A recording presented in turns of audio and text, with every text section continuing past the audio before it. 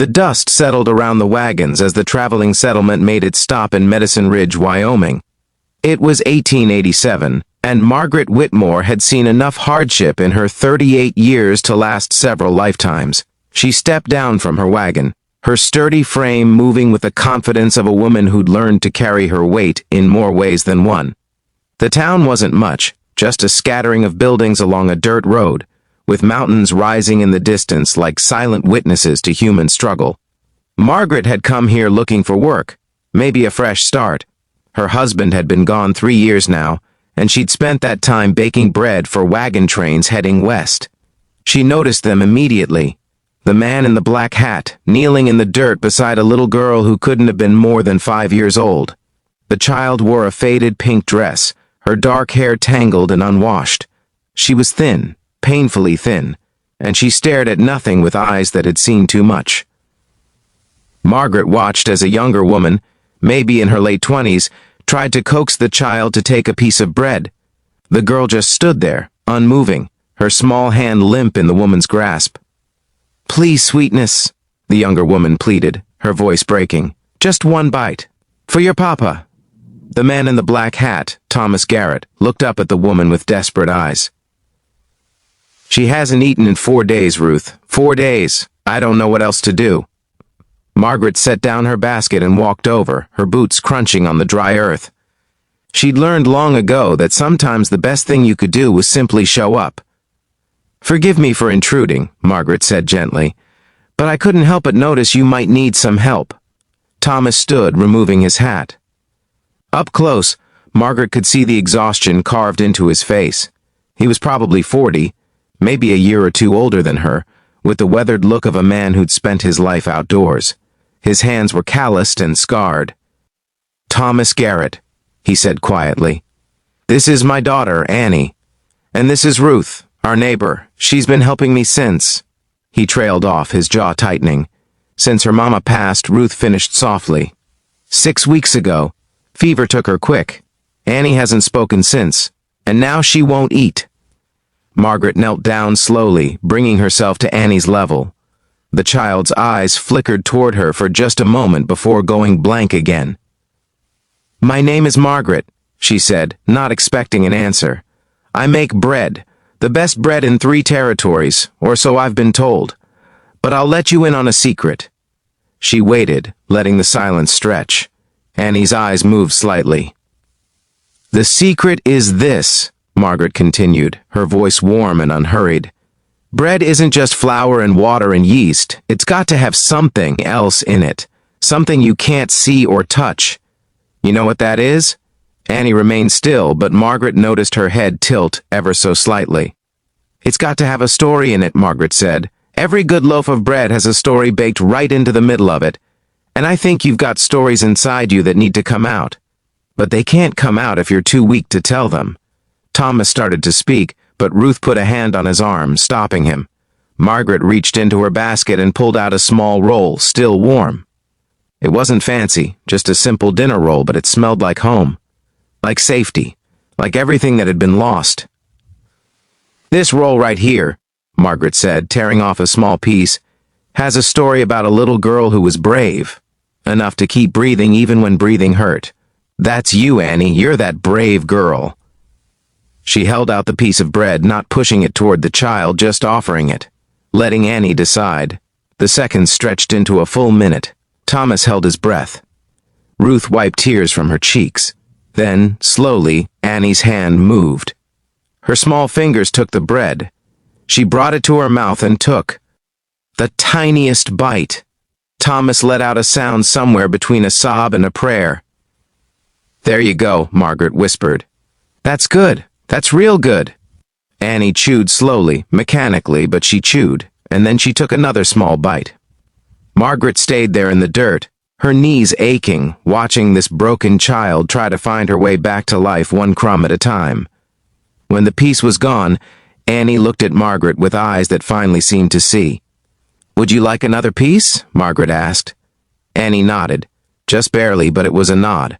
Over the next hour, Annie ate 3 pieces of bread. Not much, but more than she'd eaten in days. Thomas couldn't stop thanking Margaret, his voice thick with emotion. "I don't know how you did that," he said. "We've been trying everything. The doctor said she was wasting away from grief, said some children just couldn't come back from that kind of loss." Margaret looked at him steadily. "Children don't come back on their own. They need someone to walk beside them, to sit with them in the dark places until they're ready to see light again."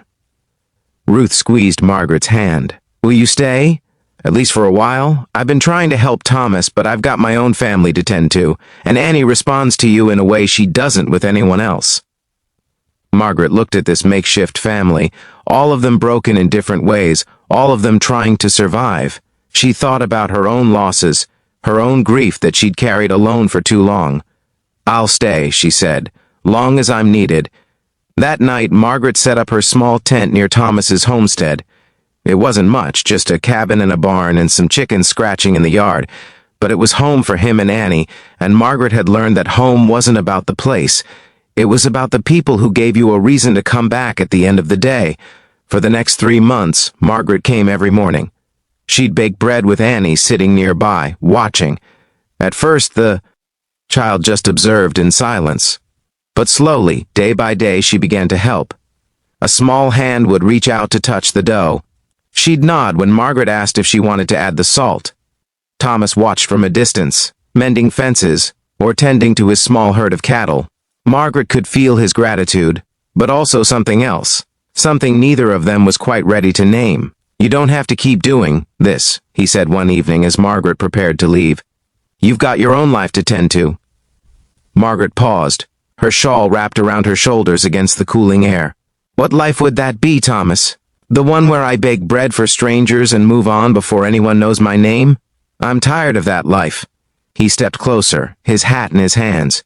"Ruth told me about your husband. I'm sorry. It's a hard thing losing someone." "It is," Margaret agreed. "But you know what's harder? Forgetting that you're still alive. Forgetting that you still have something to offer this world." Thomas looked toward the cabin where Annie was sleeping. "She's eating on her own now. Talking a little bit. You did that." "No," Margaret said firmly. "She did that. I just showed her it was safe to try. You did the rest. You kept loving her even when she couldn't love you back. That's what saved her, Thomas. Your love. It was always there, waiting for her to be ready to feel it again." Something shifted in the air between them then. A recognition, a possibility. 3 months later, on a crisp autumn morning, Margaret and Thomas were married in a small ceremony outside the cabin.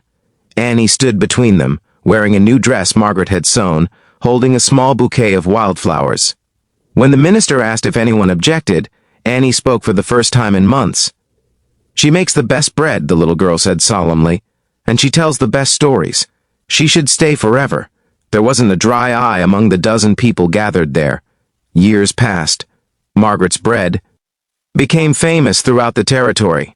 She taught Annie to bake, and the girl grew strong and healthy, eventually taking over the bakery they built in town. Thomas's ranch prospered with Margaret by his side, her business sense as sharp as her baking skills. But what people remembered most wasn't the bread, or the ranch, or the prosperity.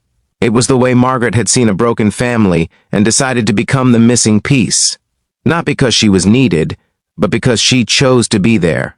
Because she understood that sometimes the greatest gift you can give someone isn't solving their problems, but simply refusing to let them face those problems alone. On Margaret's 65th birthday, Annie, now a woman with children of her own, brought her a gift. It was a recipe book handwritten with every bread recipe Margaret had ever taught her. On the first page, Annie had written, "For the woman who taught me that nourishment isn't just about food.